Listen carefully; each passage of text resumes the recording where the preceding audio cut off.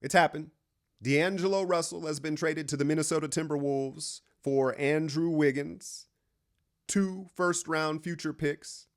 Omari Spellman and Jacob Evans were included in the deal for luxury tax purposes.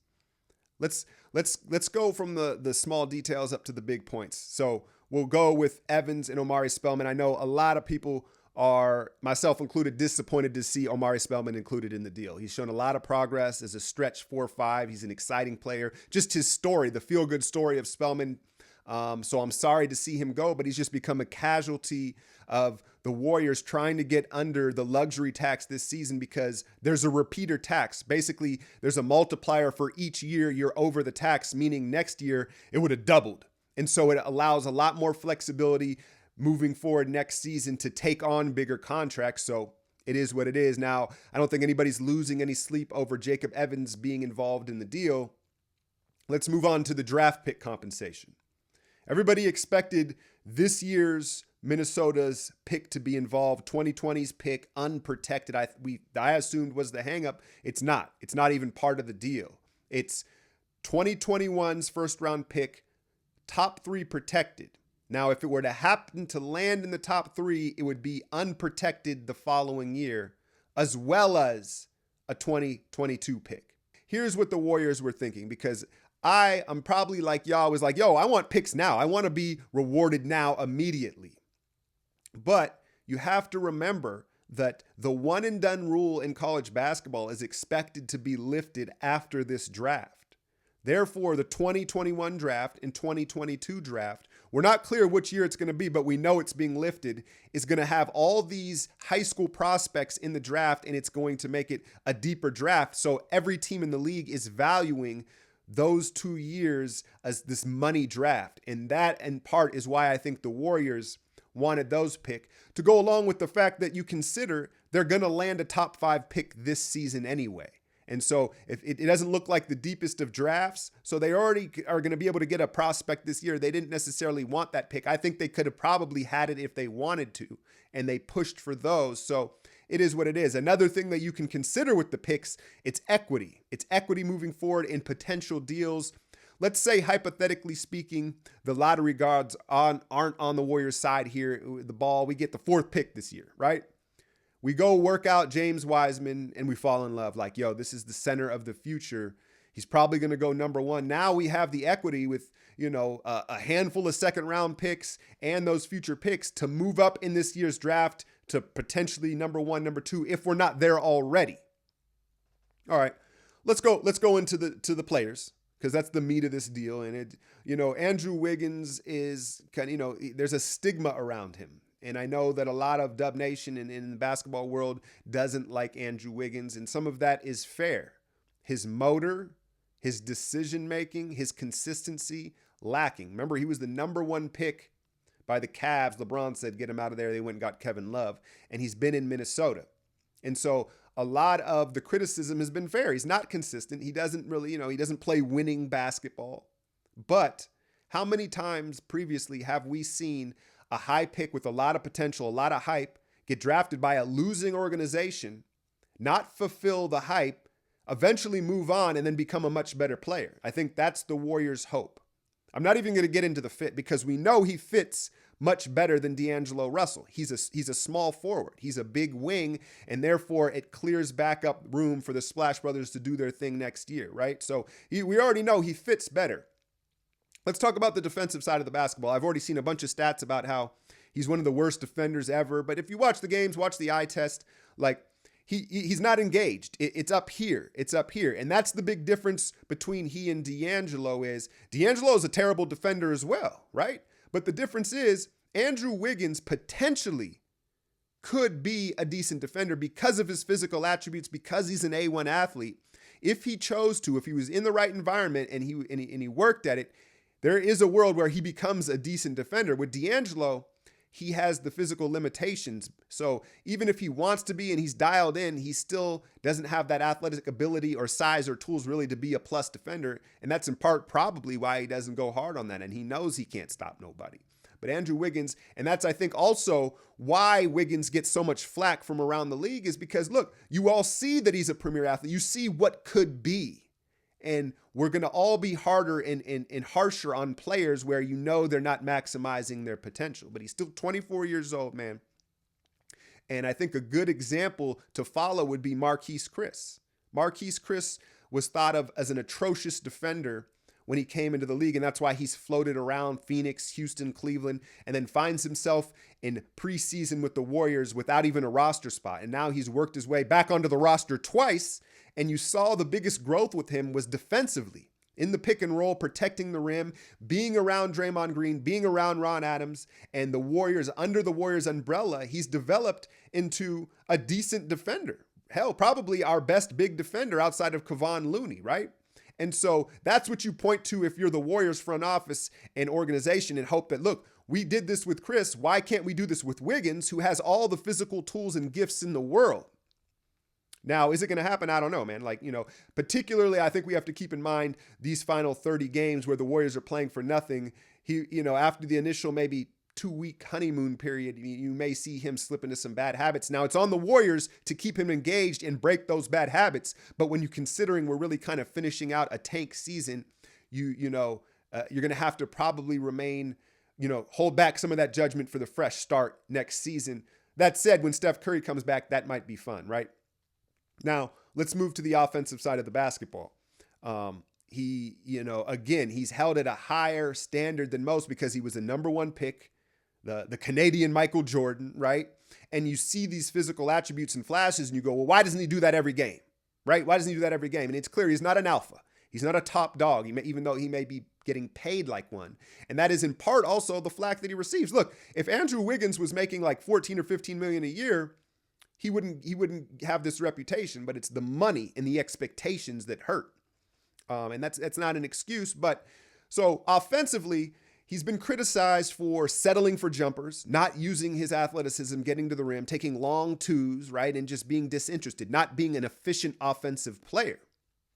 And again, all of this is true, but you want to look at Minnesota, the revolving door of coaches and system that's been in there. And then also what I'd like to point out that this is a major point here. Minnesota, since he's been drafted, every opponent that they play puts their best wing defender on Andrew Wiggins. He draws the top assignment of the other team's best defender.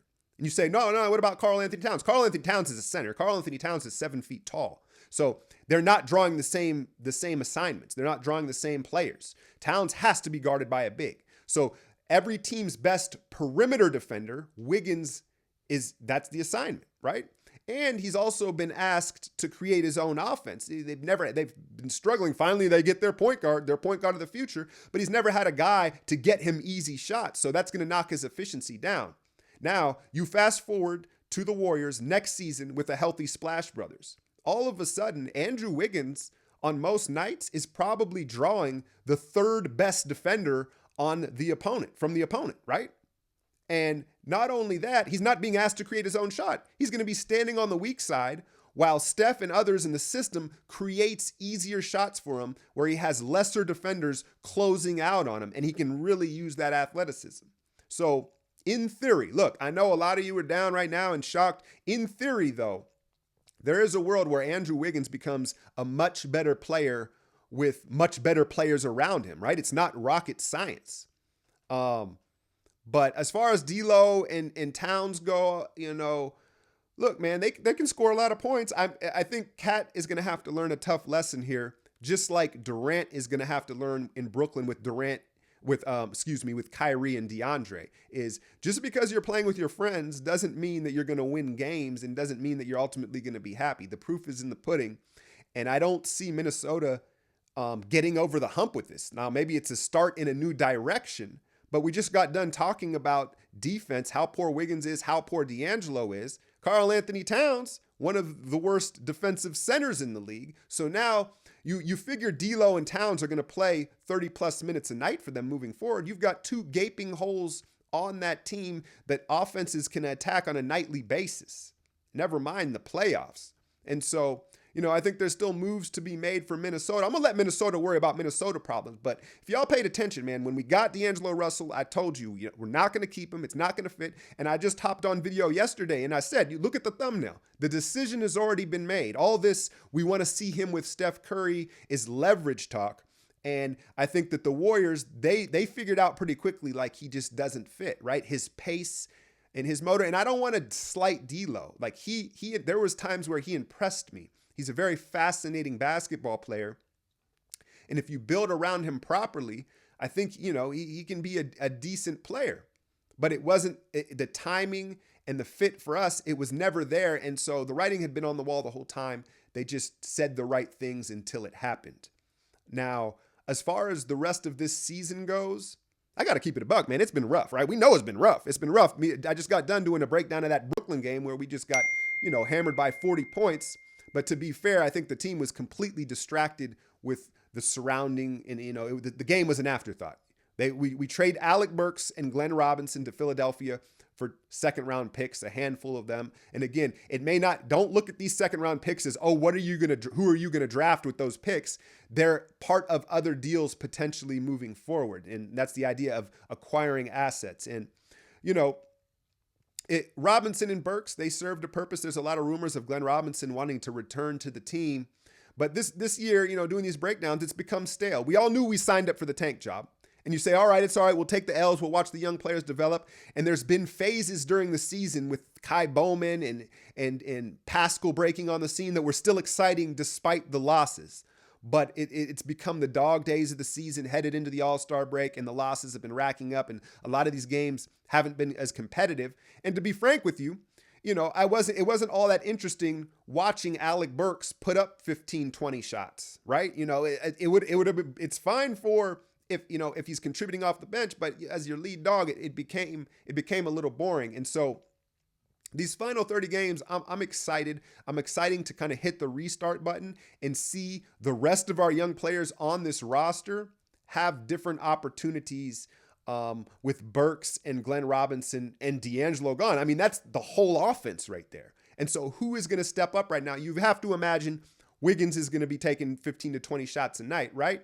But I think this is a real opportunity for Jordan Poole, Alan Smiley-Geach, Eric Pascal, and Marquise Chris, and even Kevon Looney. Kevon Looney's such a reluctant scorer, right? But, he's going to be forced to look for his own, and I think we're going to be pleasantly surprised to see Looney take some outside shots and kind of look to score a little more.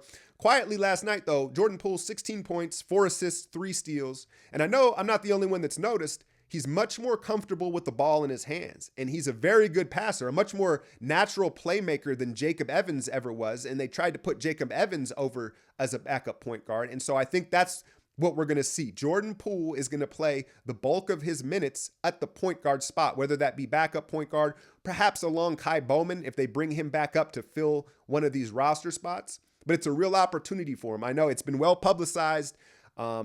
His shooting woes, and it's not just that he misses, it's how bad he misses. We've talked about this, right? But he's a rhythmic player, and he seems much more comfortable off the bounce. And with D'Angelo gone after Draymond Green, he's probably the best passer on this team.